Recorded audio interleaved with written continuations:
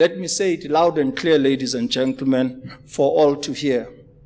Next to the internal popular protest movement waged in the face of all odds by the brave and courageous children, women and men of occupied Palestine, BDS is the most painful thorn in the side of apartheid Israel.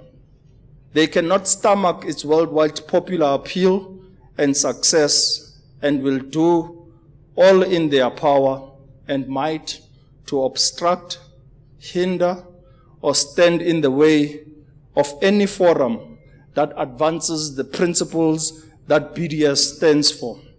I have news for them, though. There is nothing you can do to stop the tsunami of history. You may frustrate, obstruct, or obscure, but in the end, justice will prevail. In the 70s, 80s, and perhaps in the early 90s, we too engaged in political action for the liberation struggle in South Africa.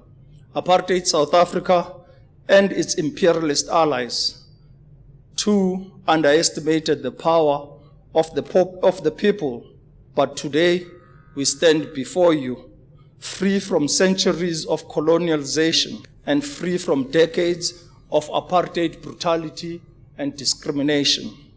Today, South Africa is free. Tomorrow, Palestine will be free.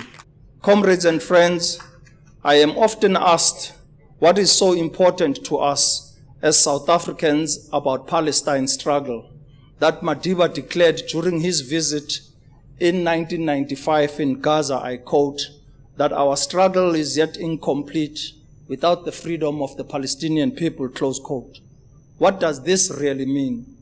In the darkest hour of our struggle, when our leaders were incarcerated on Robben Island and others in jails of apartheid South Africa, whilst our comrades were driven into exile and internal rebellion was being crushed, it was the images of the brave and courageous young people of Palestine, armed with nothing but rocks and their bare hands, that inspired us.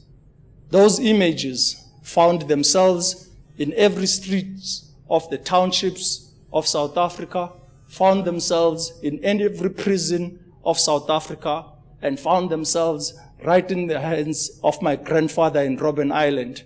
He says those photos inspired them and ensured that they kept hope alive.